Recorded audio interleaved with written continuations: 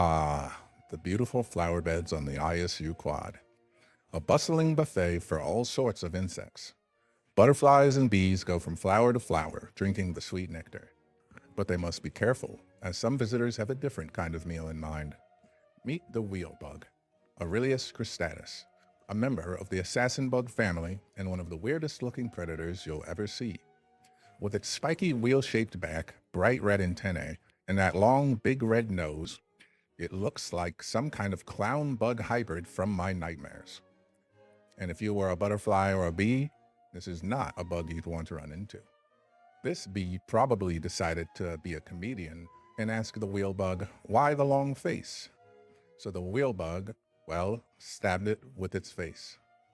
To dive deeper into the behavior of these bizarre bugs, we decided to bring a few into captivity for a month-long observation.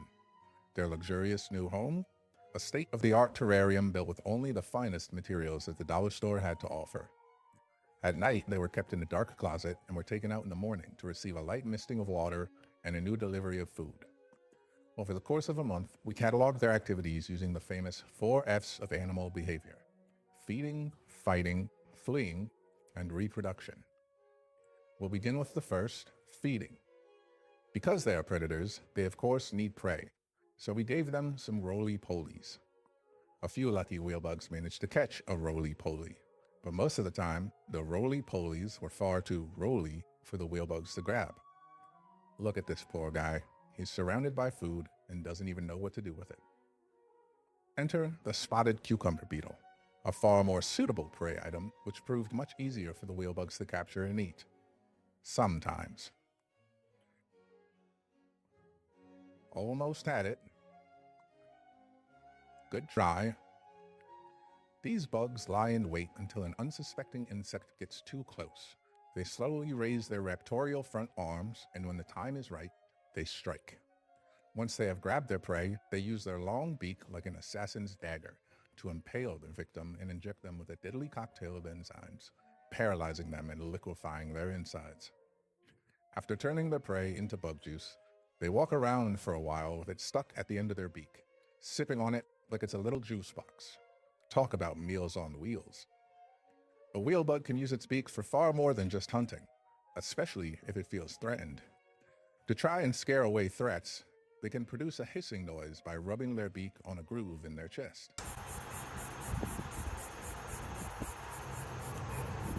If this doesn't work, another line of defense is to smell really, really bad.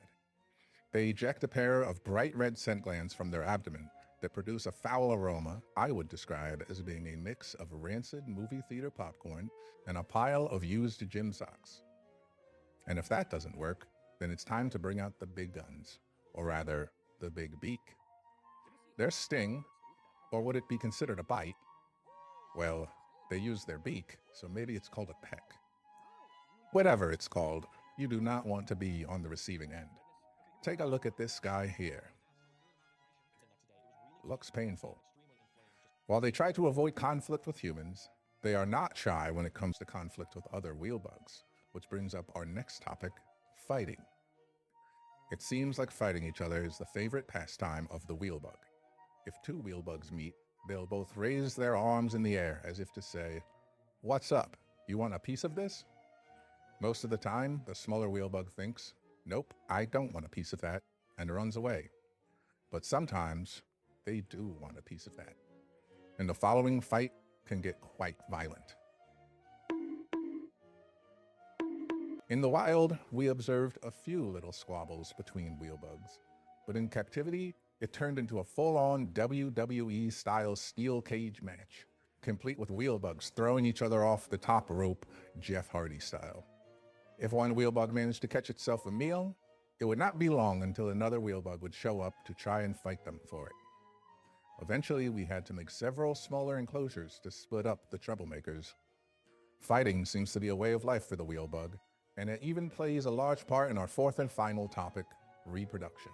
If you think your boyfriend is bad, try being a wheelbug. The larger females are not particularly fond of the smaller males, and you'll soon see why. The male's courtship strategy, if you can call it that, is pretty straightforward. They don't bother being polite or trying to win the approval of the female with a gift or a mating display like many other insects do. Instead, they just rush the female, jump on her back, and refuse to let go until she mates with them. It's like the world's worst piggyback ride. As you can imagine, the females aren't exactly fans of this approach. Most of the time, they fight the males off, meaning that only the fastest and strongest males will manage to grab a female. But don't worry, the female often gets even by eating the males afterwards. After mating, the females will lay a patch of eggs on the underside of a tree branch. These eggs stay there throughout the winter, hatching into tiny baby wheelbugs come spring. These little guys don't look much like the adults, and must go through 5 different stages before reaching maturity. If you think adult wheelbugs are above fighting babies, think again. Baby wheelbugs are actually one of the favorite foods of adults. It's a wheelbug eat wheelbug world out there. Not even the eggs are safe from wheelbug beef, as we observed one female stomping on the eggs of another. She'd kick the eggs, pause to rub egg goop off her foot, then back to kicking, over and over and over again for about 5 minutes, only stopping once another wheelbug approached her to fight. This is just a glimpse of the fascinating chaos that is the life of a wheelbug. A highlight reel taken from hours of observing them groom themselves, fight each other, hunt for food, fight over the food, find a mate, fight their mate, lay eggs, and then of course, fight the eggs. It doesn't matter if you're a human, an insect, a baby, or an egg, wheelbugs are gonna fight you.